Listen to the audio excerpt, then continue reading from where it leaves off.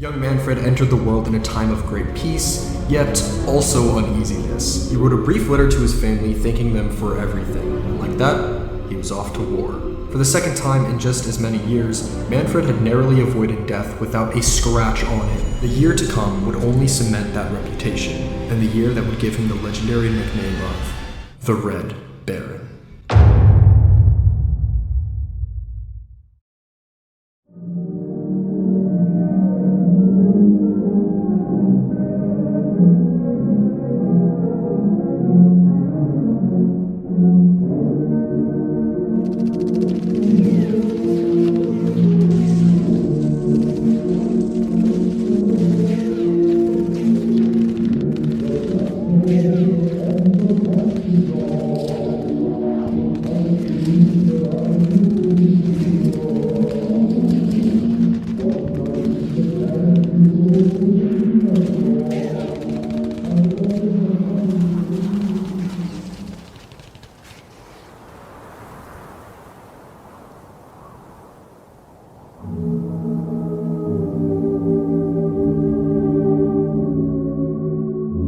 January 4th, 1917 was the date of Manfred Von Richthofen's 16th kill. A daring Canadian pilot named Alan Switzer Todd attacked 3 German Albatross fighters, one of which Manfred was piloting. The attack was brave but foolish, as the ace pilot easily gunned down the 31-year-old. A few weeks later, he received the Pour le Mérite, nicknamed the Blue Max, after the late Max Immelmann. It was the highest award in the German military, equivalent to the Medal of Honor. Newspapers across the empire mentioned him by name. He received more letters congratulating him than he knew what to do with. At the same time, he was promoted to Rittmeister, or captain, and given his own squadron, Josta 11. Manfred found a unique way to celebrate the promotion. It was around mid-January when Manfred made a fateful decision. He went over to his Albatross fighter and painted it red. The idea had just come to him early that day. He said the reason was twofold, so that his squadron could identify where he was at any moment, and to proudly announce to his enemies who he was. This quickly led to the Allies giving him several nicknames, although he wouldn't recognize the name we all know. The French called him Le Petit Rouge, or the Little Red One. The British called him the Red Devil, or Red Falcon. His fellow Germans started calling him Der Rotkampenflieger, the Red Fighter Pilot. The origin of the name Red Baron is as strange as it is unique. Manfred was never called that name his whole life. The first ever use of it came 1 month after his death, but only in passing. The first book written about him only called him the Red Knight. There are a few times Manfred was called the Red Baron after the war, but it was never common. In reality, the name Red Baron caught on in 1965, nearly 50 years after his death. Peanuts creator Claude Chules had a son who often played with a model World War I plane. It gave him the idea to make his famous character Snoopy a pilot of the Great War. He then figured he needed a worthy enemy, so he chose Manfred. Within a year, the famous novelty song Snoopy vs. the Red Baron had been released, and the Red Baron character was featured in the popular It's the Great Pumpkin Charlie Brown special. All of this coincided with renewed interest in the conflict due to the ongoing 50th anniversary. By the end of the 1960s, the name Red Baron was firmly entrenched in the minds of the public, and it was due to the actions of a Minnesota-born cartoonist, and not pilots of World War I. Manfred himself didn't realize it that day, but his decision to paint his plane forever immortalized him in history.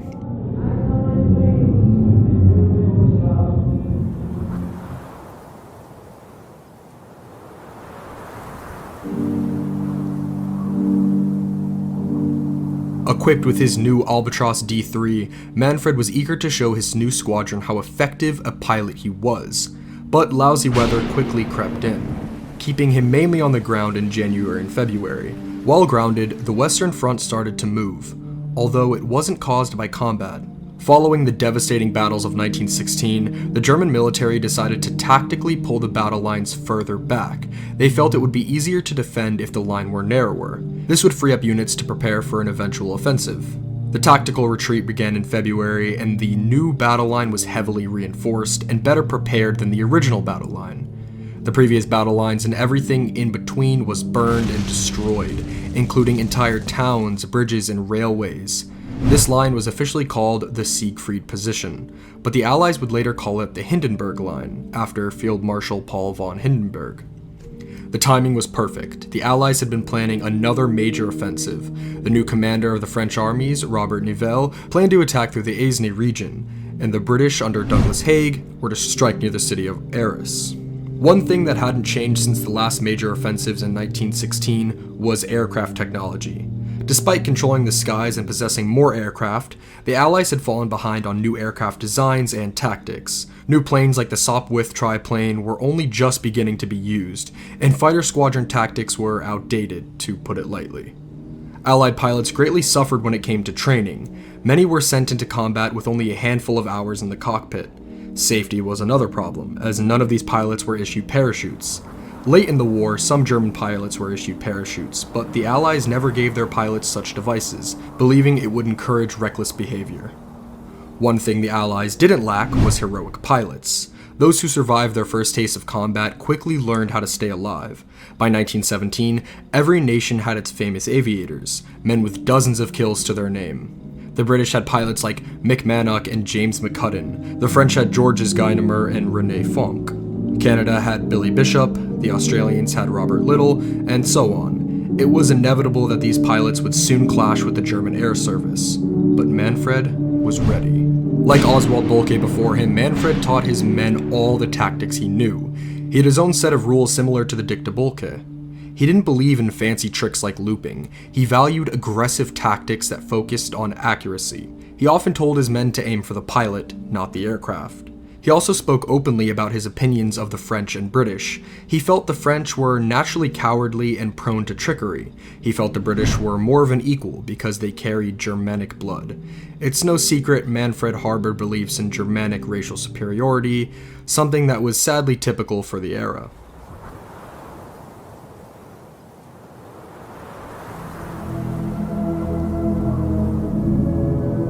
In March, the weather began to clear, and like that, Manfred and his squadron were up in the air. By the 9th, he was up to 24 kills when he nearly died from a lucky shot. During the heat of battle, Manfred smelled gasoline moments before the plane's engine began to struggle. He quickly shut down the engine and glided into a field. Upon inspection, he noticed a bullet hole in the fuel tanks. Had he kept the engine on, the plane almost certainly would have burst into flames. The day before March 8th was when the February Revolution in Russia began. Motivation was primarily caused by the staggering losses suffered in the war, although the seeds of revolution had been growing for decades. Tsar Nicholas II abdicated the throne, leaving control to the Russian provisional government. This quelled the open rebellion, at least for a while. All of Europe took notice, however, and feared the worst was yet to come. By April, Manfred was at 31 kills. This month would prove to be quite special to him, and hellish for the Royal Flying Corps. April was to be the month of the great British and French offensives, and little did they know the dangers that awaited. Before the battles began, however, a new country would enter the war. On April 6th, the United States declared war on Germany. The direct cause was unrestricted submarine warfare, a German policy since February. Any ship spotted by a U-boat was to be sunk without warning, regardless of its nationality. American ships were soon being destroyed, and the US wouldn't sit idly by anymore.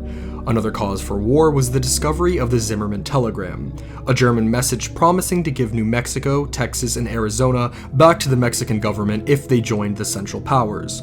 All of this came on the back of lingering resentment from the sinking of the Lusitania. While a great concern, the Germans knew it would take a year for the Americans to arrive in force.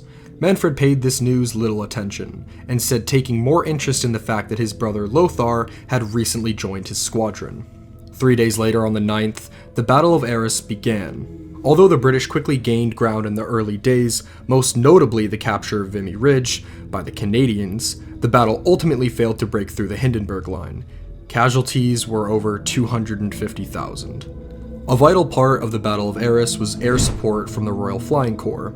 They deployed 365 planes, far outnumbering the Germans. Instead of keeping the skies clear, the British aviators were massacred. The outdated tactics, experience, and aircraft finally caught up to the Royal Flying Corps. and the results were ghastly. By the end of the month, at least 245 aircrafts had been lost, with 400 airmen either being wounded, captured, or killed. The average British pilot at the time was usually about 20 years old. They often had 20 or fewer hours of flight experience. Life expectancy was just 11 days. These young recruits were rapidly dying from gunfire, from being thrown out of the cockpit, from high-speed crashes to being burned alive. Life was short and painful. The ratio was close to 5 British planes lost to 1 German in exchange. Air superiority quickly swung to the Central Powers, and at a terrible moment. On April 16th, the Nivelle offensive began. The main attack was at the Chemin des Dames Ridge. Like Aerys, ground was at first taken, but the assault, soon after, rapidly fell apart.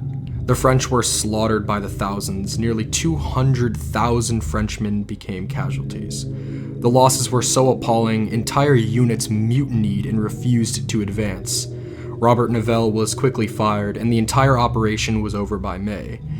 At the end of the month, the British had a nickname for what just happened. It became known as Bloody April, the lowest point in the history of the Royal Flying Corps, and the greatest achievement by the German Air Service. Leading that achievement was Manfred and his men. He managed to claim 22 kills during this period of time. His brother Lothar and close friend Werner Voss also distinguished themselves greatly. Manfred's father Albrecht visited the front on April 29th, just in time to witness his son shoot down another pilot. Albrecht was quite proud of Manfred, and so was Germany. With now over 50 kills, he surpassed even Bolke at his peak. The next day, Manfred managed to get into a dogfight with the greatest pilot he ever fought. During a routine patrol, he spotted a Newport 17 with a blue nose and attacked. He didn't realize at first that the pilot was Canadian hero Billy Bishop. The two fought for several minutes, with each plane receiving several bullet holes. Bishop's coat was pierced by a bullet at one point, and he was nearly blinded by oil in his eyes. But by the end, both pilots managed to limp away. Bishop would go on to survive the war with an impressive 72 kills to his name. There is, however, controversy over whether or not this dogfight even happened. Bishop was quite the bragger. One could even say a liar. Claiming to have survived a dogfight with the Red Knight of Germany would certainly make yourself look good. Manfred's unit likely did clash with Billy Bishop's men in late April, but beyond that, details are muddled. True or not, it only further proves that Manfred was a legend at this point. On May 2nd, Manfred was granted leave for a month. On that day, he met with Kaiser Wilhelm and his wife, who congratulated the young pilot for his skills.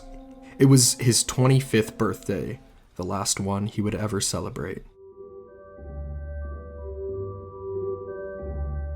He proceeded to go home and visit his mother Kunigunde, whom he hadn't seen in a long time.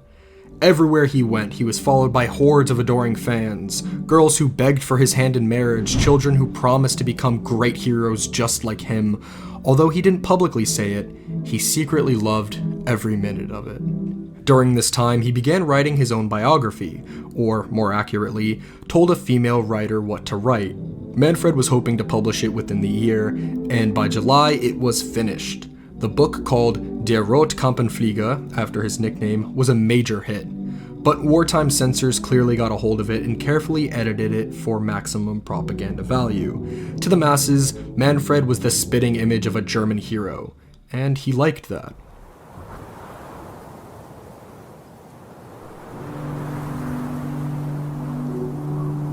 Only a week into his month-long leave, Manfred was informed his brother had been badly wounded.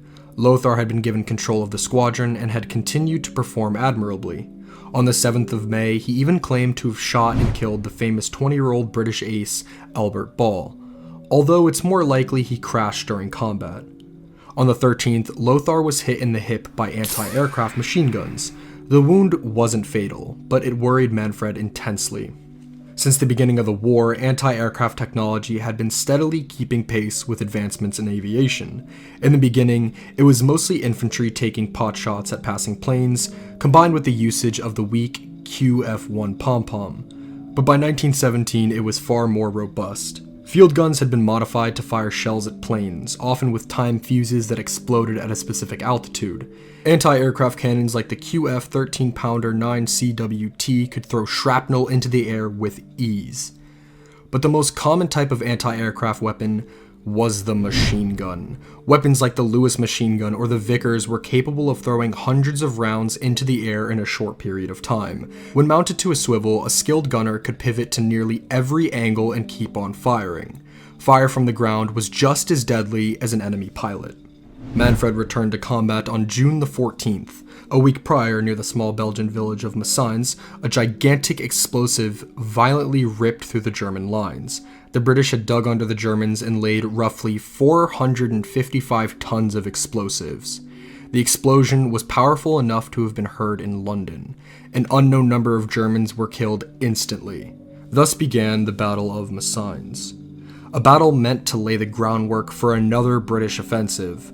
Although a minor fight with less than 100,000 combined casualties, it was a significant defeat for the Germans. Manfred quickly got into the air, hoping to help stem the tide.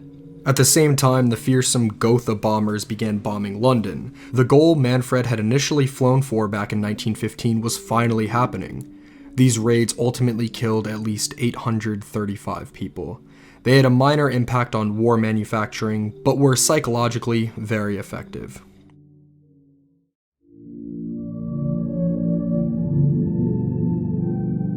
Three days later, on June 17th, Manfred learned an old friend had died. George Zimmerman, the man who had taught him to fly, died in a crash after being shot down. Manfred, well saddened, thought it was something Zimmerman had looked forward to, as his battle with tuberculosis was coming to an end, and he didn't want him to die in bed. He'd rather go out fighting. George Zimmerman was 27. Only a week after Zimmerman's death, Manfred was given a new squadron to command. 4 squadrons, including Josta II, were merged into a unit called Jagdgeschwader 1. The unit would quickly gain a legendary nickname, Richthofen's Flying Circus. This was because many other pilots decided to paint their planes bright colors, following Manfred's example. Also because the unit was constantly moved from airbase to airbase like a traveling circus. The unit quickly became the most elite flying squadron of the war. Notable members of this unit included Manfred's old friend Werner Voss, Kurt Wolff, Ernst Udet, and Hermann Göring. As commander of such an elite unit, Manfred was described as tough but fair, often sarcastic and humorful no matter. He wouldn't even swear, but wasn't above criticizing or replacing someone if they were less than adequate. Duty above all was his motto, and he would stress to every pilot that listened that the leader is the deciding factor for success. He still didn't mingle with his troops though during off hours. He remained quiet, keeping to himself and his dog, a Great Dane named Moritz, who he had owned since 1916. In July, the Battle of Passchendaele occurred in Flanders, a section of Belgium. Weather conditions were at first dry, but rapidly began to deteriorate. Not since Verdun had soldiers fought in worse conditions. The mud was so thick and deep that men literally drowned in it. Vehicles got bogged down, the wounded couldn't be moved. It was an unimaginable disaster. Combat lasted until November, with casualty figures as high as 260,000 for the British and 200,000 for the Germans. By this point in the conflict, the Royal Flying Corps had learned its lessons from Bloody April. Aircrafts like the Sopwith triplane and the Bristol F-2B had become mainstays. Alongside new equipment was better tactics and training for Allied pilots. The Germans' new aircraft to counter these planes, the Albatros DV, was less than effective. Air superiority quickly swung back to the Allies' favor. Manfred learned this lesson the hard way on July 6th.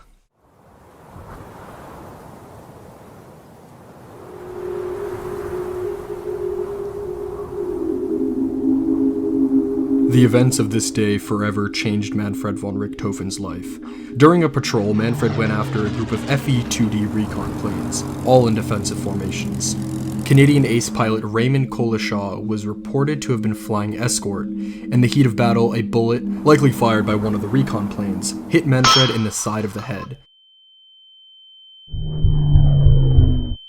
He lost all function in his limbs and was blinded. The albatross quickly pitched downwards towards the ground.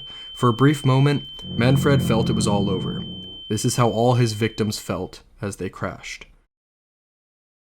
Just before he hit the ground, Manfred regained feeling in his arms and sight, enough to pull off an emergency landing. Manfred fell out of the cockpit. Fellow pilots thought he was dead at first. He was rushed to a field hospital where doctors found a nearly 4-inch hole in his skull. He was patched up the best they could. Ironically, the pilot believed to have fired the shot, Donald Kunnel, was killed only 6 days after, almost killing Manfred. Kunnel was 23.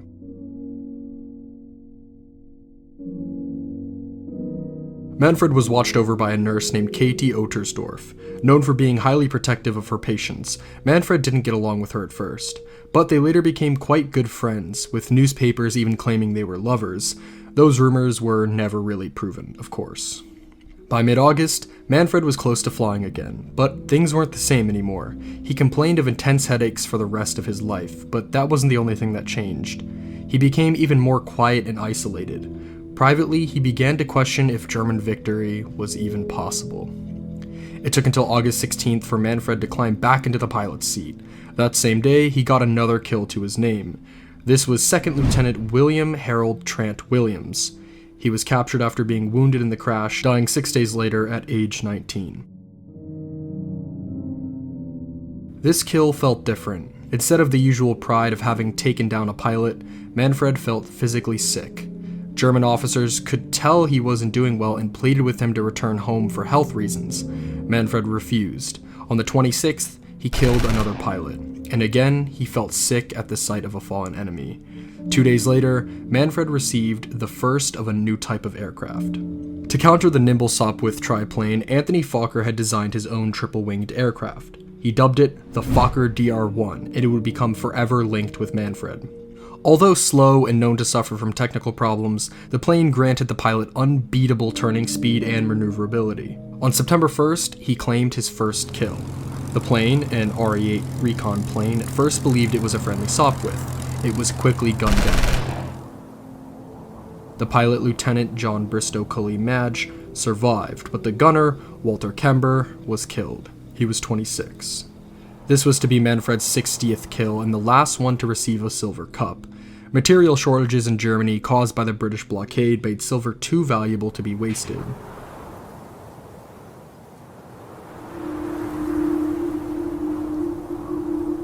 Following another kill on September 3rd, Manfred was forced to take a month off, starting on the 6th. He returned home to his mother and hunted elk to pass the time. Kunigunde took notice that the child she once knew was different. She, at one point, politely asked if Manfred could stop being a pilot. He bluntly told her no, and asked if she was scared about losing her son. She clearly was, but didn't press the issue any further. While Manfred recovered, a series of new Allied planes were rolling out.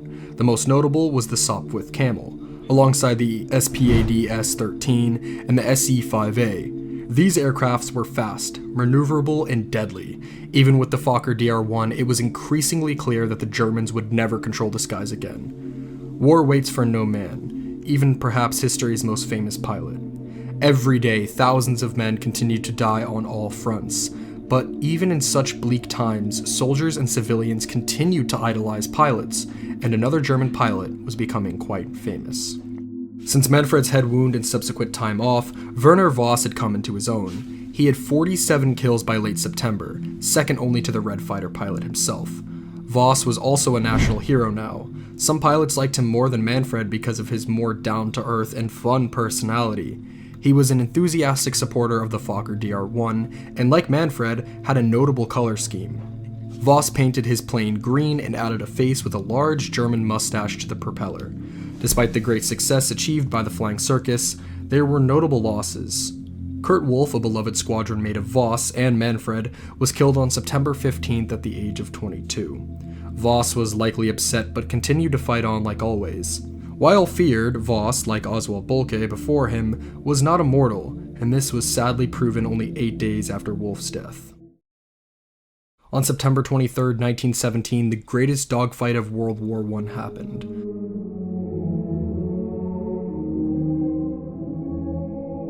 Voss, while on patrol, spotted a group of 2 fighters. Voss quickly shot one down and badly damaged the other. He didn't have time to celebrate his 48th kill. Suddenly, a squadron of 7 British SE-5A fighters appeared. This was a legendary detachment of the 56th Squadron called Beeflay. They were led by James Mccutten, one of Britain's top aces. His 6 other squadron mates were also aces. Instead of retreating, Voss ran right at them. For 10 solid minutes, Voss fought all 7 pilots, dodging and weaving between them in ways no other human had ever seen before. He managed to put bullets into each of the 7 aces. Several of these planes were so damaged they later had to be scrapped. But eventually, his luck ran out. During a head-on pass at Mccutten, Voss received a barrage of bullets from Reginald Hodge, likely wounding him in the process. He stopped evasive maneuvers and just glided. Arthur Rhys Davies flew behind him and finished Voss off. His plane hit the ground and vaporized. Werner Voss, Manfred's closest friend in the entire war, was dead. He was just 20 years old. Immediately after, Mccutten and his men believed they had just killed Manfred, not Voss. Upon finding out who it was, Mccutten graciously admitted to being quite impressed by Voss. He said, quote, "As long as I live, I shall never forget my admiration for that German pilot. His flying was wonderful, his courage magnificent, and in my opinion he was the bravest German airman whom it has been my privilege to see fight." Arthur Rhys Davies was even saddened to see such a man die. He simply wrote, "If only I could have brought him down alive." Rhys Davies himself would only survive another month, being shot down and killed at the age of 20 on October 27th.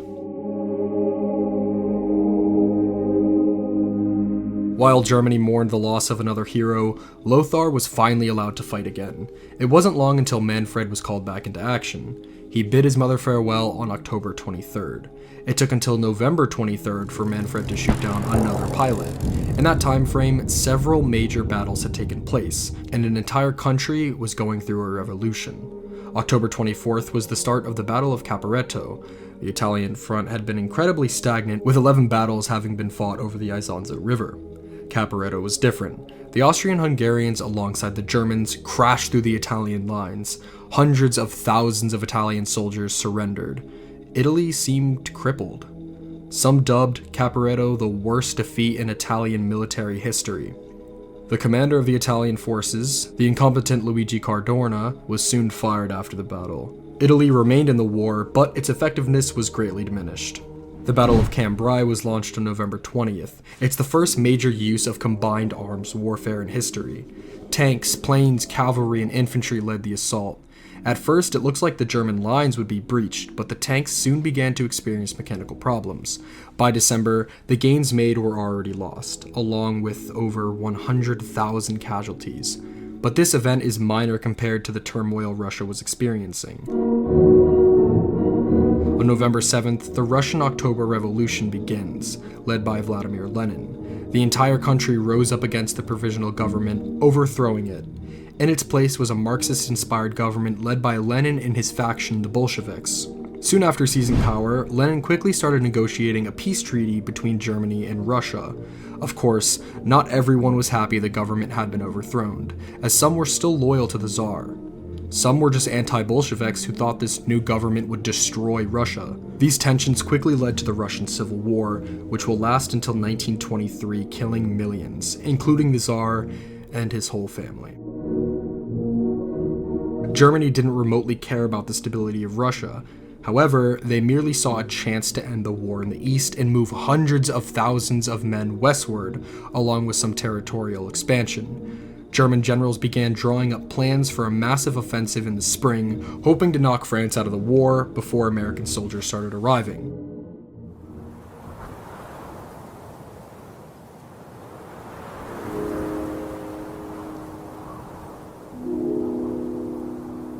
Manfred, meanwhile, continued to kill pilots, but his self-loathing only got worse, with each plane destroyed.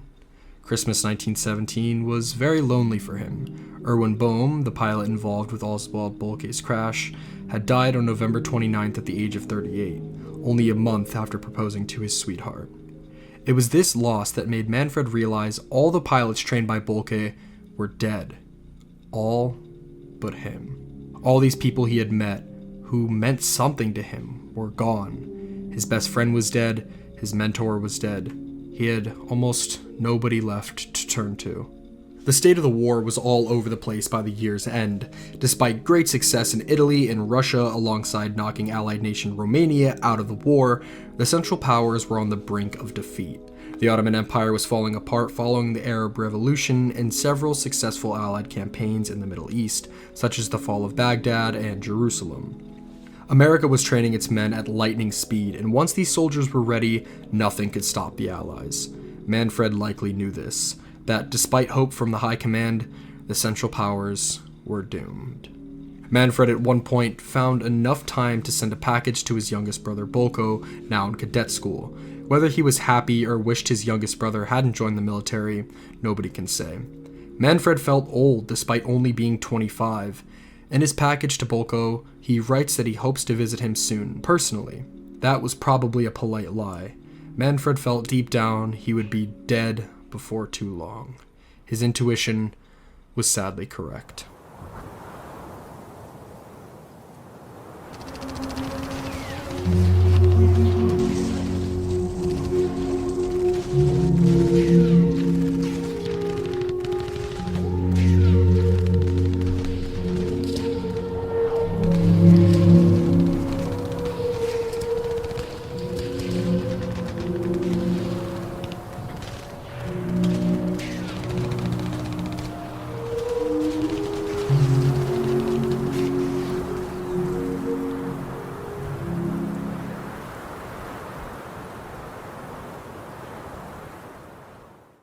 (1918), the last year of the war, began with renewed hope for Germany.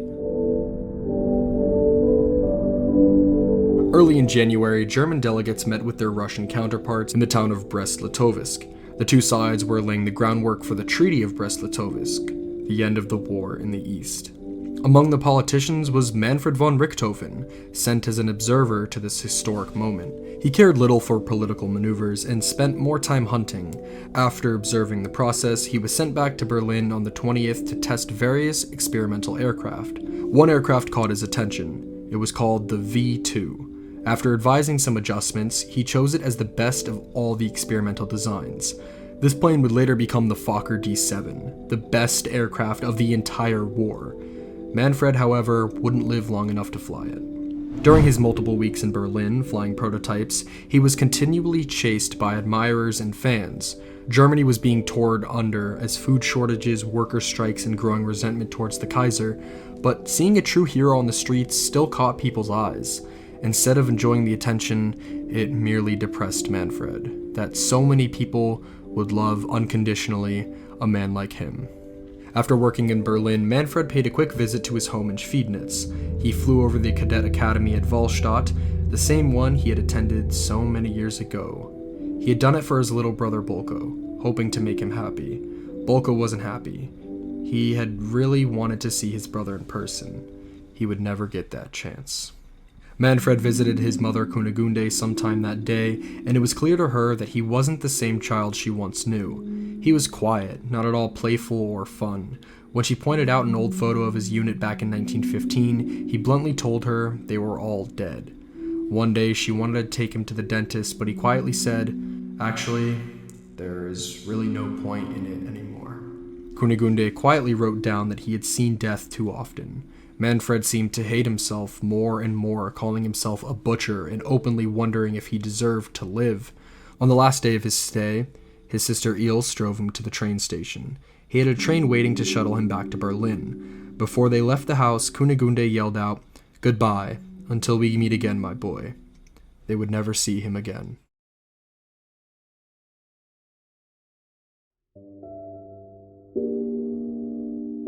In early March, the German High Command canceled all German soldiers' leave time.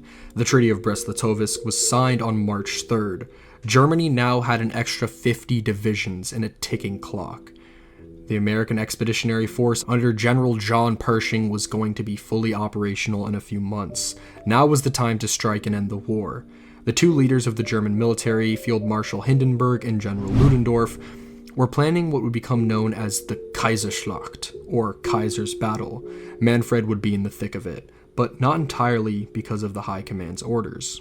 By contrast, many German officers wanted Manfred to retire from the front lines. They knew if he died, it would affect morale in the entire German military, and this fear wasn't just paranoia. There was a precedent. On September 11th, 1917, the beloved French pilot Georges Gunnemeyer died under mysterious circumstances. French children had to be told that he had merely flown too high and couldn't return. His loss hurt morale badly. Manfred refused to retire, saying that if the average rifleman isn't given the chance to stop, why should he be given such a choice? The German High Command had no choice but to allow him to keep flying. On March 12th, days before the offensive began, Manfred took to the skies once again. A day later, Lothar crashed his triplane, receiving several severe facial wounds. While his brother recovered, Manfred continued to kill enemy pilots. Although he was emotionally a mess and hated himself more and more, his skills at dogfighting did not diminish. On March 21st, the offensive began, with a massive artillery barrage. The German armies swarmed across the British and French lines. The Allied forces were overwhelmed and beaten back. Using new stormtrooper tactics and weapons like the MP-18 submachine gun, the Germans advanced at a rapid speed not seen since 1914. Manfred had one mission: to exterminate the Royal Flying Corps and prevent them from harassing the main army. He didn't disappoint the High Command. By April, Manfred had 74 kills, far more than any living pilot at that point. The Kaiserschlacht was still advancing, but it was starting to slow. The armies had been moving so fast they were outrunning its supply lines, and the tactics being used tended to get the most skilled soldiers killed. If the campaign's outcome worried Manfred, he didn't say anything about it. He had other things on his mind. On April 2nd, he received his last medal, the Order of the Red Eagle with crown and swords. He possessed 26 citations or medals. There was nothing left for him to earn. The only reward left was a wooden cross. The day before his final award, the Royal Flying Corps had ceased to exist. The British had combined them with the Royal Naval Air Service.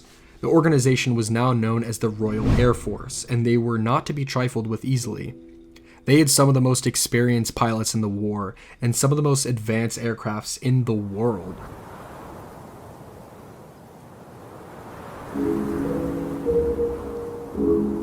While on the front lines, Manfred thought a lot about his autobiography. He had come to loathe it. It represented a person Manfred didn't even recognize, a boastful young man happy to be at war. In his own words, quote, "Thus, I have an uneasy feeling that the public has been exposed to another Richthofen, not the real me. Whenever I read the book, I smile at its brashness. I no longer have that brash feeling. Not that I'm afraid, though death may be right on my neck, and I often think about it." On the 8th, the flying circus was moved to the airfield at Capi, Manfred's last transfer. In between patrols, he mostly kept to himself, attempting to write his own book on air combat. While his own personal tactics had been written down, Manfred believed that he needed to update the Dictobulke, but this project would remain unfinished. Despite heavy rain weather, Manfred was in the air as often as he could be. On April 20th, he shot down 2 Sopwith Camels. The first pilot, Major Richard Raymond Barker, died in the crash. He was 23. The second pilot, Second Lieutenant David Greswold Lewis, survived and was captured. These were the last 2 planes ever shot down by the Red Baron, and his kill tally was now 80. After a lavish celebration for reaching 80 kills, Manfred left to arrange some details for his next time on leave. The father of the late Werner Voss had invited Manfred and his fellow pilot Hans Joachim Wolf to his estate in the Black Forest. He couldn't wait for this trip. The weather was still terrible, and his belief that Germany would lose the war continued to be proven right. The offensive was running out of steam by the day, and if this failed, defeat was all but assured. Manfred just had to get through one more combat patrol the next day, and he was free to visit friends and family. The following day's actions were also supposed to be the last time Manfred ever served on the front line. According to his mother, Kunigunde, Kaiser Wilhelm II had personally ordered that once Manfred had scored 80 kills, he was to be sent home permanently. Germany couldn't afford a dead hero.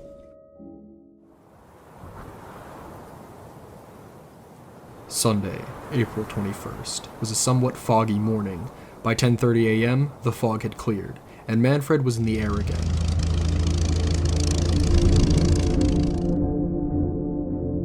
The squadron was to take out some recon planes flying over the German line near the village of Sally-Lorette. This was the typical combat mission he had done countless times before. Among his many veteran pilots was a new face, Wolfram Freiherr von Richthofen, his cousin. This was his first mission. He was as green as they came. Manfred was contest to make sure he would survive, no matter the cost. Wolfram was told just to observe combat, not take part in it. The following events that took place are greatly disputed, but broadly speaking, this is what happened. After finding the recon planes, 2 RE-8s, the flying circus tried and failed to shoot them down. At around 10:45 a.m., as they were leaving, they ran headlong into the 209th Squadron, who was also hunting recon planes. The leader of these pilots was Captain Arthur Roy Brown. Brown was guarding a rookie pilot of his own, Wilfred Reed, Wop May. May had been a friend of his back in school. Like Wolfram, May was told to stay out of the fray, as it was only his second combat flight. During the ensuing fight, May saw a lone triplane, and the temptation proved too much. He dove right after the enemy. The pilot was Wolfram, and Manfred quickly realized his cousin was in trouble. He dove after May, causing him to leave Wolfram and flee. The 2 planes quickly rushed below the cloud layer. May was following the River Somme, dodging and weaving to the best of his ability, which was a mistake. Zigzagging only slows down a Sopwith camel, making him easy prey. Remarkably, May wasn't aware that the pilot shooting at him was Manfred von Richthofen. During the fight, one of Manfred's Spandau machine guns jammed. The other gun's firing pin broke soon after, meaning he could only fire a few bullets at a time before being forced to recock the gun. These technical problems meant Manfred had to get really close to May in order to shoot him down. The 2 planes at this point were very close to the ground, barely missing the treetops and the river itself. During the struggle, Brown noticed May was under attack. At roughly 10:58 a.m., Brown dove and fired several shots at the triplane, but the angle was steep. At one point, they flew over the village at Vaux-sur-Somme. Both pilots nearly crashed into the village church steeple. Manfred was now deep behind the Australian line, and he had no squadron mates to back him up. Australian soldiers and machine gunners were already firing on him from below. May was rapidly approaching the imposing Morlancourt Ridge, where a lot of artillery and anti-aircraft guns were stationed. After initially flying westward to avoid the ridge, May chose to fly upward over the ridge. This move would normally have been a death sentence, but he got lucky. At roughly this point, Manfred's other machine gun had finally jammed, realizing both his guns were out of order and that he was also breaking Oswald Boelke's rule to be careful when over enemy lines. Manfred dismissed May and began to make a hard right turn. Australian anti-air gunners and infantrymen who had already been firing at the triplane started firing at a faster rate now that May wasn't in the way. Among the Australian soldiers at the foot of the ridge firing at Manfred were machine gunners Robert Boo, William John Snowy Evans, and Cedric Bassett Popkin. Arthur Roy Brown was also still in the air, and he wanted to make sure his classmate made it home alive. It was now 11 a.m. In the middle of this turn, Manfred's plane immediately started to move erratically. A few seconds later, the triplane began to plummet. Manfred threw off his flight goggles and switched his engine off, hoping to make an emergency landing. The aircraft made a rough landing in a field near both Bray Corby Road and the St. Colette Brickworks. The landing crushed the plane's underbelly and damaged the propeller, but mostly stayed in one piece. Manfred hit his head on the back of his Spandau machine guns during the crash, badly injuring his face. Within a few minutes, several Australian soldiers ran over to inspect the plane, and what happened next is highly debated. A handful of soldiers claimed the young pilot inside the cockpit looked up and muttered some variation of the word kaputt, German for finished. Other soldiers claimed that he said nothing, for he was already gone. Either way, Manfred von Richthofen, the Red Baron, was dead. He had been shot sometime during the battle. He was just 25. 11 days shy of his 26th birthday. He had died at the exact same age Oswald Boelke and Lano Hawker had been. It took only moments for everyone to realize who this man really was. Soon after, the soldiers started to take the triplane apart, hoping to bring home a souvenir. This action was only briefly stopped by German artillery fire. Later that night, the plane and its pilot were taken to a nearby military base. The remains of the aircraft were disposed of in a ditch, as little remained at this point. The next day, Manfred was given a lavish funeral by the Australian soldiers, a rare sign of respect in a heartless war. Manfred's death was top-page news across the globe. The news spread quickly as well. His death was on the front page of the New York Times by April 23rd. Many questions were soon asked about who killed Manfred. The British Royal Air Force eventually answered Captain Arthur Roy Brown had done it, basically stating that Arthur Roy Brown killed him due to the location of the wound. This statement was the first time anyone had called Manfred the Red Baron. Nobody knew it at the time, but this little nickname would one day be forever attached to the now deceased ace. The war would outlive Manfred by 7 months. By July, the Kaiser's battle was over. The German military had run out of energy and failed to knock out France. The American Expeditionary Force began to arrive, fully trained by the thousands. Losses were high. The Allies suffered at least 860,000 casualties. Germany lost 700,000 soldiers, men they couldn't replace. Germany would partially try again later that month with the Second Battle of the Marne, but it quickly failed. After that, it was open season on the German military. The Allies began the 100 Days Offensive with a crushing victory at the Battle of Amiens, where cavalry was decisively used. The French began to break through at the Battle of Soissons, marked with an effective use of tanks, planes, and artillery. By September, the American-led Meuse-Argonne offensive began. It was to be the largest military operation in U.S. history, despite also being the second deadliest battle in U.S. history. With at least 26,000 killed, the so-called Doughboys, along with other Allied forces, managed to pierce the Hindenburg Line. While the Allies made headway on the ground, the war in the air was a more mixed bag. The new German plane, the Fokker D-7, was far and away the most effective plane of the war. Allied pilots were dying at a rapid clip. Even famous ones weren't immune. Robert Little, Australia's best pilot, died in combat on May 27th, at the age of 22. James Mccutten, the man who had helped kill Werner Voss, died in a plane crash on July 9th. He was 23. Aircraft pioneer Roland Garros somehow managed to escape prison and fight his way back to Allied lines after being held captive for 3 years on February 14th. He was quickly given a plane and sent back into the war. He tragically died on October 5th at age 29.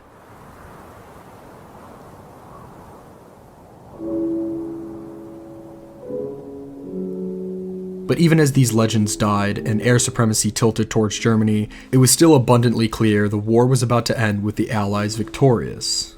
The Central Powers were becoming undone. The first to fall was Bulgaria, a Central Powers member since 1915. The mostly stable Macedonian front was crushed by the Vardar offensive, leading to a surrender on September 29th. In the Middle East, the Ottoman Empire surrendered on October 31st after several crushing losses, such as the fall of Damascus. In the East, the Italians, now commanded by the talented Armando Diaz, started the Battle of Vittorio Veneto, which smashed the Austrian-Hungarian military for the last time. On November 3rd, they surrendered. On November 9th, Kaiser Wilhelm abdicated his throne amidst a revolution that was sweeping the German Empire. The remaining German leaders would sign a peace armistice 2 days later. The war was finally over, but it had come at a terrible cost. Millions of people had died across the globe. Manfred von Richthofen was just one of many.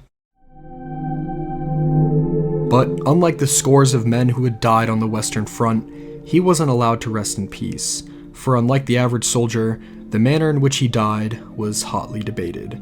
Arthur Roy Brown might have been given the official credit, but a lot of people disagreed with that verdict. Everyone wanted credit for firing the fatal shot. Who had killed the greatest pilot of the war? Who had killed the mythical Red Baron?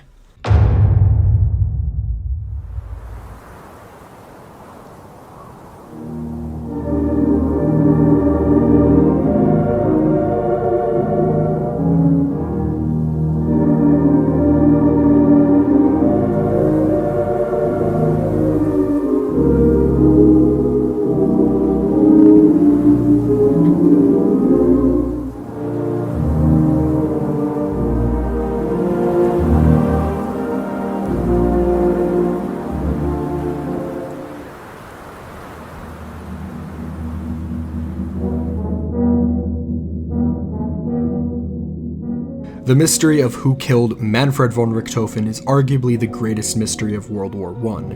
It is also a mystery with many questions. The first one we shall try to answer is simply, how did this happen? How did such an experienced airman make such a clumsy mistake? Manfred's mentor Oswald Boelke had told all his pilots not to make risky mistakes, and always have an exit plan in mind. Manfred knew this. He knew it was dangerous to follow an enemy plane over the battle line. He didn't even need to follow May. He had successfully gotten this kid off his cousin Wolfram's tail. The move was very out of character, and there are several explanations. The most common one is related to his head wound. In 1999, the British medical journal The Lancet claimed that his near-fatal gunshot wound to the head was the primary cause of Manfred's death. The journal claimed the injury had affected his state of mind, leading to personality changes and possibly affected his reflexes and judgment skills. A similar study in 2004 from the University of Texas came to a similar conclusion, that his injury had caused him to become a target fixated on May, and he didn't realize until it was too late. This is compelling evidence, but there's a problem with it. When Manfred was severely wounded in 1917, he had 57 kills to his name. By the time of his death, he had 80. If the gunshot wound had damaged his reflexes and state of mind, then how was he able to rack up 23 kills without crashing or dying? He also commanded the most elite fighter squadron of the entire war and tested out the Fokker D-7 in that time frame. That was a point Royal Air Force officer Jonathan Young made in 2006, that this answer is too simplistic. So while brain damage sounds plausible at first, in actuality it's flawed. It's not the most likely explanation. The most likely answer is another kind of trauma, one probably caused by his head wound, but it's not physical trauma, it's mental. Judging from Manfred's writings and the comments made by others, it sounds like he was suffering from post-traumatic stress disorder, or PTSD. His own mother had said he'd seen too much death and believed that changed him. PTSD wasn't very well understood at the time. It was mostly called shell shock and believed to just be a nervous reaction to artillery. PTSD is usually caused by one traumatic incident, in this case, the gunshot wound. The self-loathing, loneliness, and morbid comments, these are all symptoms of PTSD. Losing all his friends and having few people he could confide in only made things worse. All of this perhaps made Manfred more reckless, since he didn't care if he survived the war. There is a precedent for this happening. A few months after Manfred's death on July 26, 1918, the famous British ace Edward McManus was flying with a rookie pilot, hoping to help him score his first kill. The pilot, Lieutenant Donald C. Inglis, successfully shot down a German plane. Manuk then dove under the clouds to confirm the kill, an action he had repeatedly advised his men not to do. He attracted anti-aircraft fire and a single bullet hit the engine, causing it to catch fire. Manuk's plane then crashed, killing the 31-year-old pilot. Roughly a month before, Manuk visited a close family friend named Jim Elis. Manuk was well known for being kind, thoughtful, funny, and upbeat. To his men, he remained outgoing and friendly. Elis saw someone else. He had changed dramatically. Gone was the old sparkle we knew so well. Gone was the incessant wit. I could see him wring his hands together to conceal the shaking and twitching. On the last day before Manuk left to return to the front, he fell apart before his friend's eyes. He started to tremble violently. This grew into a convulsive straining. He cried uncontrollably. His face, when he lifted it, was a terrible sight. Saliva and tears were running down his face. He couldn't stop it. Manuk had been a pilot since 1916. He witnessed many of the same traumatic events Manfred did. Manfred may have internalized his pain more than Manuk, but the two men were clearly suffering and didn't feel they could go on much longer. Another aspect is the man he died saving. Wolfram von Richthofen was his cousin, and according to Manfred's writings, he cared deeply about his family. It's entirely plausible that he wasn't thinking about anything but saving a family member from death. Perhaps the fear of seeing family die, even a distant relative, when combined with PTSD, was all it needed to seal his fate. There were also the rough flying conditions that day. It was a fairly windy day, roughly 25 miles per hour, but it was blowing in from the east. That week, the wind would primarily blow in from the west. The wind could have been at the backs of the German pilots that day. This might sound minor, but this wind condition would have made the Fokker DR-1 move faster than usual. The plane was infamously slow, usually flying only 100 miles per hour at best. If he were flying with the wind at his back, he would have been reaching speeds close to 125 miles per hour. This added speed may have also led to misidentifying locations. At this speed, Manfred may have thought the town of Vaux-sur-Somme, which was deep behind the enemy Australian lines, was the town of Sailly-le-Sec, which was close to the German line. When you combine all these factors, PTSD, an intense protection of family, and a faster than average aircraft speed, it's easy to understand how Manfred ended up so far over enemy lines without realizing it. So that's one question answered, but the next question is, did the bullet come from the air or from the ground? Knowing if it was a pilot or soldier narrows the list of people who could have fired the shot. The first person to claim credit for killing Manfred von Richthofen was a gunner named Lieutenant Alfred Barrow from one of the RE-8 recon planes the Flying Circus had attacked earlier in the day. Barrow claimed a red triplane had attacked them. He fired several shots at the plane, and it crashed. While Barrow might have fired at Manfred, he didn't kill him. This was too early in the morning. Manfred's fellow pilots would have seen him crash. This claim is easily debunked. Now on to the most famous candidate for who killed the Red Baron. To this day, the Royal Air Force credits Captain Arthur Roy Brown as the man who killed Manfred. The opinion of the Royal Air Force hasn't changed one bit, and at first glance, it's easy to see why. Brown was behind Manfred for a moment. He dove onto him, firing several rounds in hopes it would force him off May, so the opportunity was certainly there to score the killing blow. He had several witnesses, including Lieutenant Francis Mellersh, who flew over Manfred's plane shortly after it crashed, and seemed to believe it was Brown's doing. There are, however, several problems with this theory. Brown was firing from quite a distance, roughly 300 yards, and aircraft machine guns back in the day weren't exactly accurate.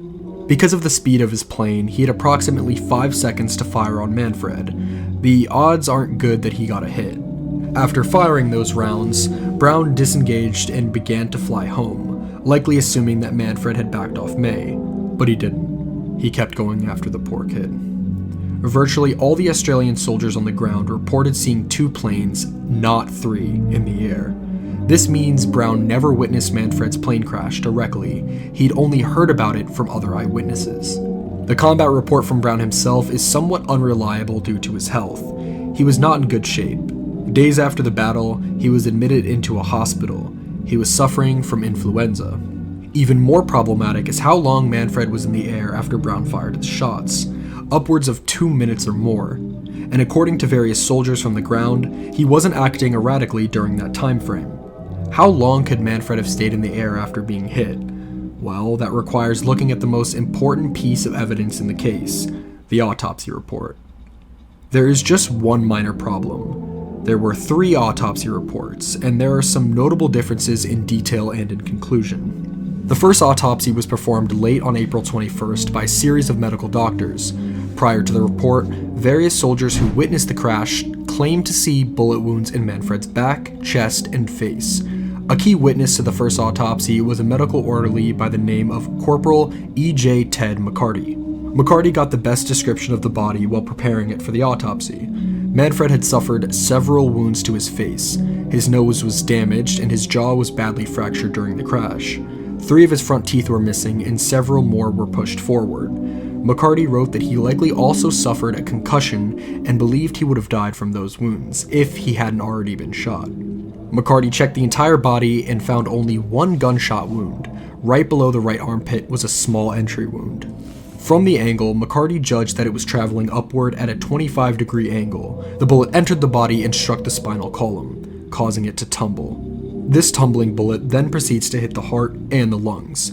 The bullet then exits the body in a fairly massive exit wound 2 inches below the left nipple. The bullet itself was still in Manfred's coat. It was surprisingly in decent shape, although it was somewhat damaged. The bullet was a .303 British cartridge. McCarty would keep the bullet for himself, sadly losing it in the 1930s. A couple of soldiers noticed McCarty find the bullet, but nobody told the doctors. Later during the autopsy, doctors stuck a large wire through the wound to check how far the bullet had gone. That was the extent of the autopsy. His body wasn't opened up. The medical doctors agreed with McCarty on where the bullet entered and exited, but they didn't agree that it struck the spinal column. The doctors wrote down that the bullet likely went straight through the body. The report ends by claiming that the wound couldn't come from the ground. The second autopsy was performed early the next day. The conclusion was very similar to McCarty's. The bullet entered above the 9th rib, breaking it in the process. The bullet then struck the spinal column and likely damaged the heart and lungs before leaving the body between the 5th and 6th ribs. The doctors wrote down that this wound didn't come from the air or from the front of a plane. Soon after, another doctor, out of curiosity, did a quick autopsy on the body. His opinion was something of a mix of the 2 previous reports. His report has since been lost. Of the 3 reports, the second was considered the official report by the British military higher-ups and seemed to correspond well with the condition of the retrieved bullet. In our opinion, it's gotta be the most reliable report. This information makes it quite clear Captain Brown didn't fire the shot for 2 important reasons. A bullet going through the heart and lungs would have resulted in rapid death, upwards of 15 seconds after impact. If Brown had scored the killing blow, he would have never gotten close to Bray Corby Road. The triplane would have likely crashed near the River Somme. The location of the wound also casts doubt on details surrounding Manfred's last moments. It's possible he died during the crash, and most assuredly, he was dead by the time the Australian soldiers reached him. He had no last words. His lungs were filling up with blood, his jaw was fractured, and his heart was bleeding. Anyone who claimed he muttered kaput is either lying, misremembered details, or mistook a death rattle as words. The second key piece of information is the bullet wound and angle. He was hit on the right side of his body, close to the back but not exact. It was also traveling upwards at an angle. Captain Brown was diving and firing from the left. If he had hit Manfred, the bullet would have entered his back and traveled downward.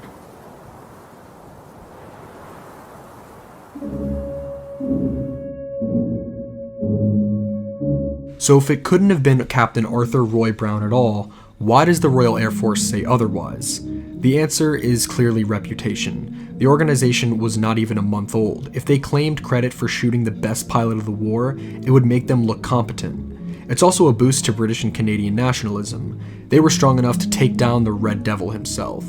Needless to say, many people, even in 1918, weren't confident Brown was the man who did it. Brown himself rarely spoke about the matter after the war. He became profoundly anti-war and probably didn't see the glory in killing a young man. No sense in bragging about it. Whether he came to doubt that his bullet had killed Manfred, we don't know. We, however, are supremely confident when we say the claim that Captain Arthur Roy Brown was the killer of Manfred von Richthofen is debunked. The angle of the bullet also defeats a very fringe theory. During research, several people on YouTube claimed Manfred was killed by the Australian soldiers who found him. They claimed the triplane was brought down by a bullet to the engine, not a direct hit on Manfred. The plane crashes, and as he exits the plane, an Australian soldier shoots him dead. The theory seems to be originating from a book called Lords of the Sky, but where author Dan Hampton is getting this information from is rather interesting. This claim appears to be coming from German propaganda. Shortly after Manfred's death was reported, a few German newspapers spread rumors that he had been murdered by Allied soldiers after his plane crashed. This theory is patently ridiculous. The wound is from the side, not the front, and he was definitely dead by the time anyone found him. Anyone claiming this isn't tethered to reality and should be ignored. Obviously, it's debunked. Okay, now that we are sure it wasn't Captain Brown who fired the shot, who did? Well, judging by the angle and the fact that there were no other active Allied pilots in the area besides Brown and May, it's pretty clear the bullet wasn't fired by a pilot, but by someone on the ground. This is where the investigation becomes akin to a needle in a haystack. There were potentially hundreds of people on the ground firing at Manfred. Narrowing the focus becomes incredibly challenging. At this point, you might be wondering, why not try and match the bullet to the type of gun that fired it? That would make it easy to tell if it was a machine gunner or a rifleman. Well, there's a problem with that. The .303 British round was universal in the British military, which means nearly every weapon fired it. The Lee Enfield SMLE fired .303 British, the Lewis machine gun fired .303 British, the Vickers machine gun fired .303 British. The caliber of bullet doesn't rule out anyone. The next step is trying to figure out if the shooter was a rifleman or a machine gunner. One crucial clue was military doctrine at the time. Early on in the war, when riflemen were considered the best defense against aircraft, men were trained to fire in volleys at planes. The standard was 100 to 200 men, all firing rounds as quickly as possible. With that many men, the chance of a critical hit was roughly 63%, which makes it entirely plausible. A critical hit was anything near the cockpit or engine block. Even late in the war, it wasn't unheard of for volley fire from soldiers to occasionally bring down a plane. The problem with the theory is how many men were firing, and was it scattered or coordinated? According to Corporal John Homewood, most of the Australian soldiers were sitting around when they saw the two planes enter the sector. Homewood himself had been playing cards. It seemed like quite the slow morning. Everyone quickly scattered and grabbed whatever weapon was available. This wasn't organized in the slightest. How many men picked up rifles and fired? Anywhere between a couple dozen and over 100, and there's no way to know the exact total. Regardless of numbers, the fact that all these men were badly disorganized reduces the likelihood of a critical hit significantly. These men were definitely firing, but not at a quick rate and not in unison. At best, a soldier could get 30 rounds off in a minute with a Lee Enfield SMLE, but that's in the absolute best of circumstances. With how fast the planes were going, each soldier was likely to only get 2 or 3 shots off. While it cannot be fully ruled out that a lucky round hit Manfred, the odds are very much against it. This means the most likely person to have fired the bullet was a machine gunner.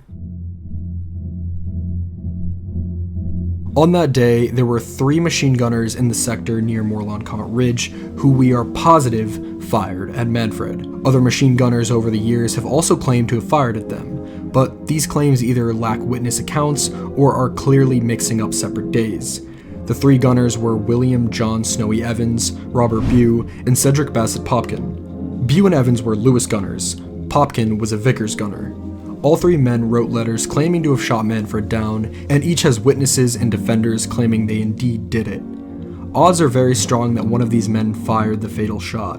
In order to figure out which one of these 3 men did it, we need to look at each soldier, his weapon, his experience, and their location on that day. All 3 men were veteran soldiers. Snowy Evans was from Queanbeyan, Australia, having worked as a shearer. He enlisted in 1914 and fought at Gallipoli and several other major battles. Throughout the war, he served in several units, including cavalry and artillery. On that day, Evans was serving as a gunner. He was 24 at the time. Robert Bew was a former oyster fisherman from Brooklyn, Australia. He enlisted in 1916. He was 24 that day. Sergeant Cedric Popkin was a tobacconist from Sydney, Australia. He enlisted in 1916 and was assigned a machine gun company from the very start. On April 21st, he was in charge of 4 machine guns near the ridge. Popkin was 27 years old. The 3 men all used machine guns at several points during the war. Evans had the longest service, having joined at the beginning of the war in 1914. Popkin had the most experience with a machine gun and was the only non-commissioned officer of the 3. Now on to weapons. The Lewis machine gun was a light machine gun often used for mobile assaults. It weighed about 28 pounds, fired roughly 500 to 600 rounds per minute, and had a magazine of 47 rounds. The Vickers machine gun was considered a heavy machine gun. It was something that was fired from behind cover and not carried into battle. It weighed up to 80 pounds. The rate of fire was 450 to 500 rounds, and the feed system was a 250 round belt taken from an ammo box. The Lewis machine gun was usually just carried into battle, but could be mounted to a swivel for anti-aircraft duty. It could be loaded and unloaded by one person. The Vickers required several people to move, at least 2 to fire and reload, and could be mounted on a tripod or a swivel. Bew and Evans were using swivel-mounted Lewis guns. Popkin was using a Vickers gun, either with a swivel or a tall tripod mount. Purely from a technical perspective, the Vickers was the superior weapon for anti-air duty. It was water-cooled, so overheating wasn't an issue. It also weighed more, which helped with accuracy, meaning less recoil. The Lewis could fire faster, but because of the small magazine size, you only get 47 shots. And fully automatic fire would be wildly inaccurate. So when it comes to weaponry, Popkin has the edge over Evans and Bew, but both weapons are effective nonetheless. The final, and I would say most important question to decide who killed Manfred von Richthofen was each soldier's location on the battlefield. Bew and Evans were located in a valley close to the ridge. Popkin and another soldier, Private Rupert Weston, were on a nearby hill. According to Bew, he ran for his Lewis gun upon hearing reports of an enemy plane in the region, with Evans quickly following. Popkin ran over and took over Private Weston's Vickers gun upon seeing the enemy plane. Weston served as his assistant. Popkin's other 3 gunners moved too slow and didn't fire during the skirmish. Popkin got his round shot off first, firing 80 bullets according to his own writings, while May was still in front of Manfred. Bew and Evans soon after began firing at roughly the same time, just after May flew over their position. Bew and Evans were fairly close to each other, approximately 30 yards apart. Moments after Evans and Bew fired, the plane began to dip, and eventually crashed. This would point towards either Evans or Bew as the man. But there's one major problem. Evans and Bew both wrote that the plane flew directly at them while they were firing, same as Popkin. Manfred was hit in the side below the right armpit, a wound that's impossible from a direct frontal hit. This also goes for Popkin. He couldn't have hit Manfred from that angle, but that wasn't the only time Popkin fired. After flying directly at 3 gunners, Manfred made a large turn and began to fly back towards his line. Evans and Bew didn't fire again. Bew had expended all 47 rounds. Evans likely was in a similar situation. Popkin, however, still had ammunition to spare. He spun his Vickers gun around and fired another 80 or so rounds. He was firing at the critical moment Manfred was turning around, which exposed his side to enemy fire. The difference between Popkin's machine gun and Manfred was roughly 600 yards away. At this point, we can perhaps rule out Evans and Bew, but we now have another problem. If Popkin was the shooter, how did only 1 bullet hit Manfred, and how did he do it from such a long distance? 600 yards is quite a long shot and would require leading the target by a large margin. But it was well within the range of the Vickers machine gun. The gun could effectively fire up to 2,187 yards, and the maximum firing range was 4,500 yards, roughly 2.5 miles. So the weapon could absolutely hit a target at that distance, even a moving target. It's not easy, but it's doable. The lone bullet hitting its target can also be explained by the swivel and the wind. When a Vickers machine gun was mounted to a swivel, the weapon wasn't as stable when compared to a tripod. This led to a phenomenon known as the wild round occurring. This means that a round or two, instead of moving in the direction the barrel's pointed at, flies off in a different direction. This happens even more often when it's windy, and as we said before, it was quite a windy day.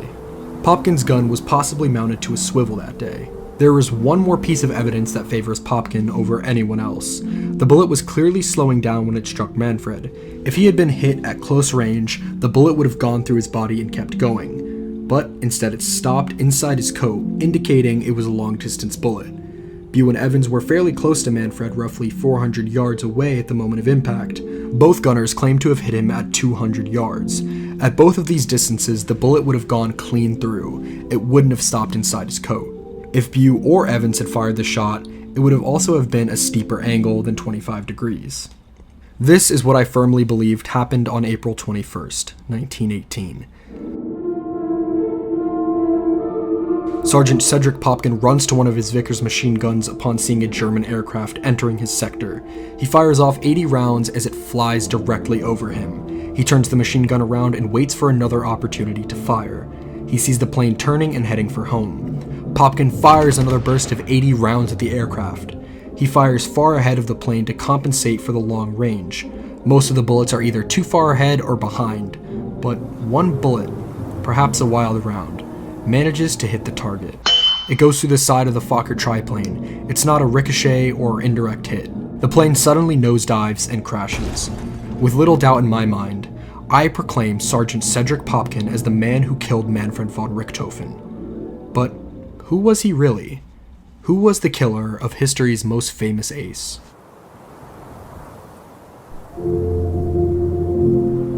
Cedric Bassett Popkin was in many ways both the mirror and the opposite of Manfred. He was born in 1890, the middle child of 5. Unlike the rich, privileged life Manfred got, Popkin was hardly wealthy. His father worked as an insurance salesman while his mother stayed at home. The family was constantly moving around. His mother died when he was 12, leading to a lack of parental supervision. Because his father was usually away due to work, his 2 older sisters had to raise him. He got into trouble with the law repeatedly. He was arrested for stealing and for hanging out with street gangs. He also often slept out at night. But he managed to straighten his life out, and by the age of 18, he was living on his own as a builder and later a carpenter. Unlike Manfred, he did have a sweetheart, a young woman named Nellie Ellen Bull, who he married in 1913. By the start of the war, he had 2 children and a lot to live for. His father died in 1916, leading to a younger brother enlisting in the army. He followed suit, enlisting on May 6th of that year. He served quite admirably in his machine gun company, outside of arguing with a sergeant on one occasion. By April of 1918, he was a sergeant himself, partly because the previous man in charge died. It was on a quiet morning when this humble working-class man, by chance, fired the bullet that killed the Red Baron.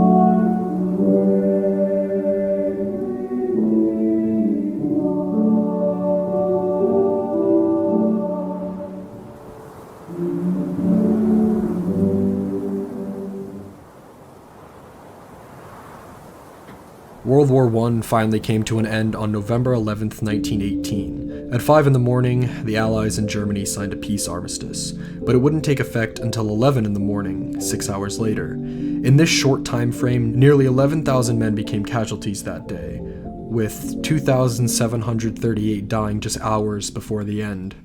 Among the men who died that day was George Enwood Allison, the last British soldier to fall. He had fought at Mons in 1914 through 4 years of trench warfare at places like Leux, Ypres, and Cambrai. He was shot by a sniper 90 minutes before the war's end. He was 40 years old.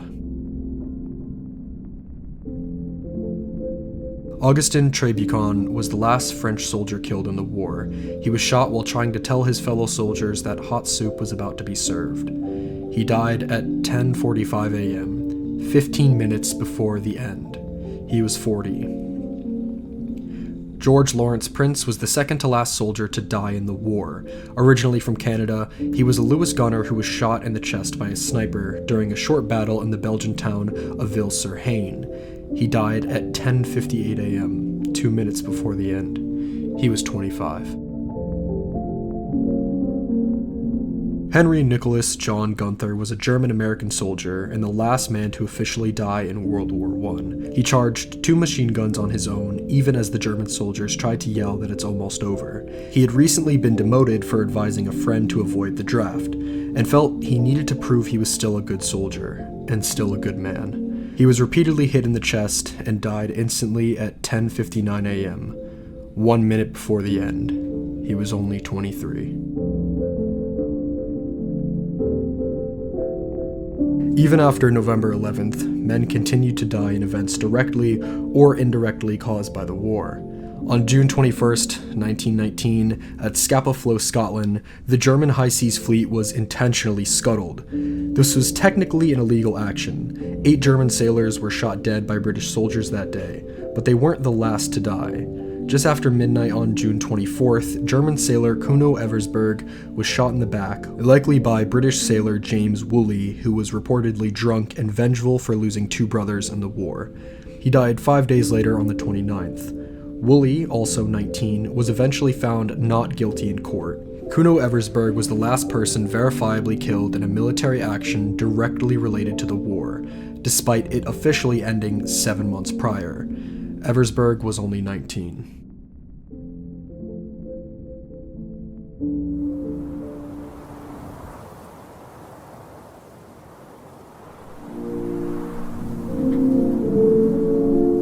For some, November 11th didn't mark the end of fighting. In places like Russia, Germany, Greece, and Ireland, uprising and civil wars began or continued, all in some form or another influenced by the recently ended conflict. The blood wouldn't fully stop flowing for some until many years after the Great War ended. 159 nations took part in World War I. Over the course of the war, 70 million people served. 40 million people became casualties, with 20 million dying. 20 million men, women, and children died in this war. For those who lived, life was never the same again. Thousands returned home, missing body parts and bearing horrific wounds. Countless more suffered from the unspeakable memories of the conflict. Those who lived soon had to face the deadly Spanish flu pandemic, which killed anywhere between 17 and 100 million people. The generation of people who came of age in this conflict was forever battered and lost. They became known as the Lost Generation, a generation where innocents died in the mud and blood of war. World War I is often talked about a pointless war that changed nothing. This isn't entirely true. The war ended the era of empires and monarchies in Europe for the most part. Technology rapidly evolved, not just in weaponry, but in medicine and communication. Many countries gained a sense of identity after suffering so greatly. The efforts of women throughout the war on all sides eventually led to expanded rights, including the ability to vote. These are all wonderful things, but was it worth 20 million lives? One of those 20 million was a child from Germany who had several siblings and 2 loving parents. But that's not how Manfred von Richthofen is remembered, is he? He isn't remembered as just one of the 50,000 airmen who died in the war. He is remembered as this great hero of the war, an icon of the conflict. He perhaps shouldn't be recognized as such. Like our Anne Bonny video before him, he is a complicated man, one who cannot be judged as merely good or bad. He was a child of war, raised from a young age to fight the enemies of Germany, to promote the toxic ideas of nationalism and imperialism. He so gladly fought Russian, French, and British soldiers, men who didn't deserve to bleed for the ambitions of Germany. He held outdated racial views and wanted nothing but glory for killing others. But he changed by the end. He became a man who viewed war as destructive and saw himself as a monster, not a great hunter. He wasn't a true knight of the sky, but in reality nobody is. Fighting in a plane wasn't honorable by its very nature. It was a miserable experience. Men under the age of 20 breathed in toxic oil fumes, dealt with altitude sickness, the cold air attacking exposed skin, and often flying with ear-splitting headaches.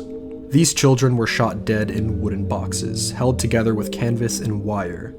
It wasn't glorious. Manfred knew this deep down, that this notion of chivalry was a bright and shining lie. He went to his grave gladly accepting all the wrongs he felt he had done. In his last moments, he was probably at peace, knowing the end had come. What type of man would he have become? I can't say. Perhaps he would have become a high-ranking Nazi official, someone who would all too easily commit war crimes for Germany. Maybe he would have never found peace with himself, becoming one of many sad stories of World War I veterans who committed suicide. He might have become a man willing to state that war is wrong and actively fought against the Nazis in the 1930s.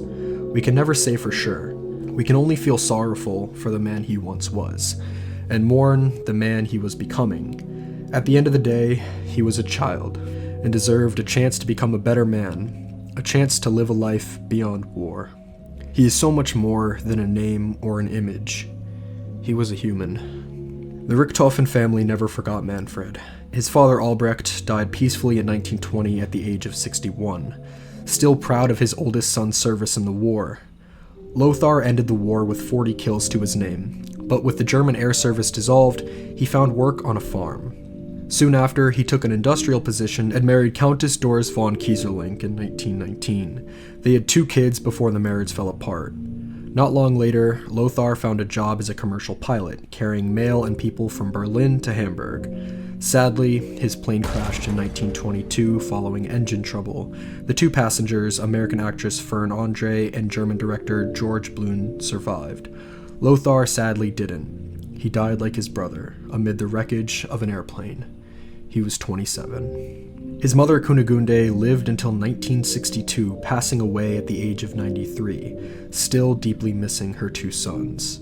His sister Ilse lived a mostly happy life, dying in 1963 at age 73. Manfred's youngest brother Bolko lived a quiet life, never drawing attention to himself. He died in 1973 at the age of 68. Manfred's beloved dog Moritz was adopted by fellow pilot Alfred Gerstenberg after his death. He lived out the rest of his life on Gerstenberg's farm until he peacefully passed away in the 1920s. Manfred's cousin Wolfram, however, went in a different direction. He became a key Nazi official in the Luftwaffe. The Air Force of Nazi Germany had been created under Manfred's old squadron mates Ernst Udet and Hermann Göring. Udet ultimately killed himself in 1941 at age 45, supposedly because he feared Germany would lose World War II. Göring remained one of the highest-ranking officials in the Nazi government. He also killed himself in 1946 at the age of 53. His reason was entirely due to being found guilty of war crimes during the Nuremberg trials. Wolfram would have likely suffered a similar fate had he not died of a brain tumor on July 12, 1945, at the age of 49.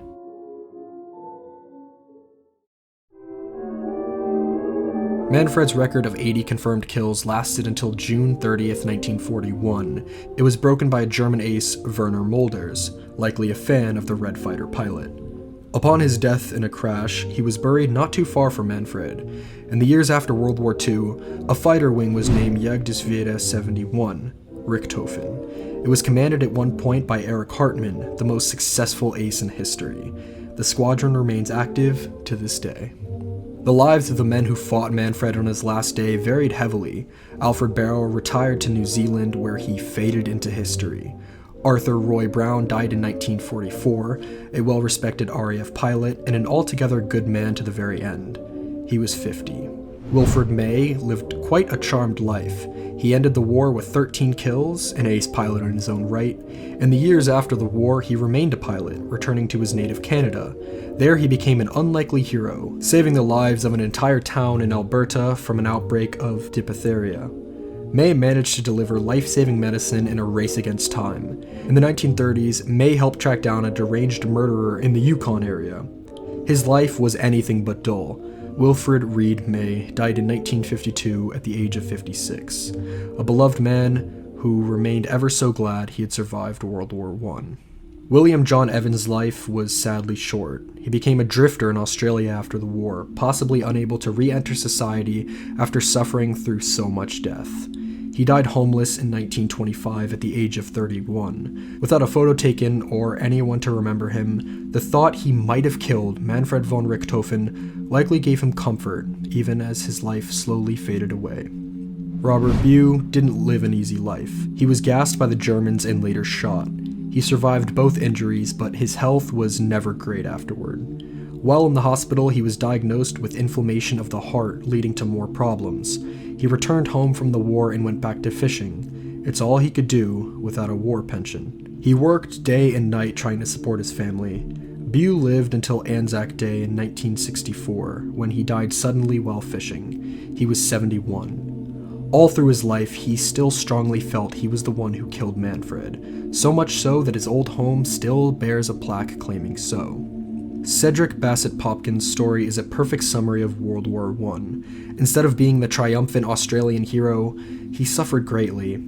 2 months after Manfred's death, Popkin was hit with shrapnel from artillery. His right leg had to be amputated to save his life.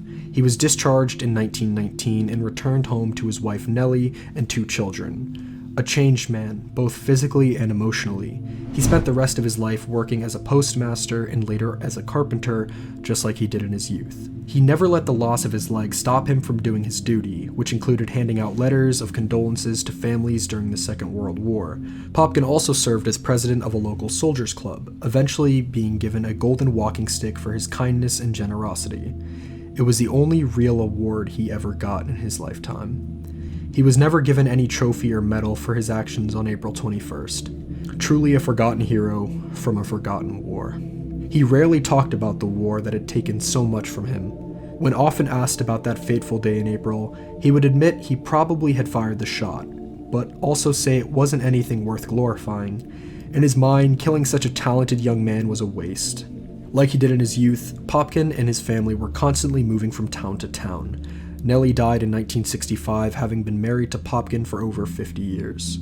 Cedric Popkin passed away on January 26, 1968 at the age of 77, in Tweed Heads. To his family, he is better remembered as a good man, rather than a killer of a famous pilot. Manfred's own story continued long after his own death. His grave was dug up and desecrated by local French civilians the day after his burial. The locals likely mistook him for a German pilot who had recently bombed their village. After the war, he was dug up again and moved to a new cemetery at Fricourt near the old Somme battlefield. But this didn't last. His mother wanted her son home, but the new German government felt he belonged in a grand cemetery. He was reburied at the famous Invalidenfriedhof Cemetery in Berlin, near the graves of German heroes as far back as the 1700s. Sadly, his grave was repeatedly shot at during the Cold War by Russian soldiers, primarily due to escapes from East Germany running through the cemetery.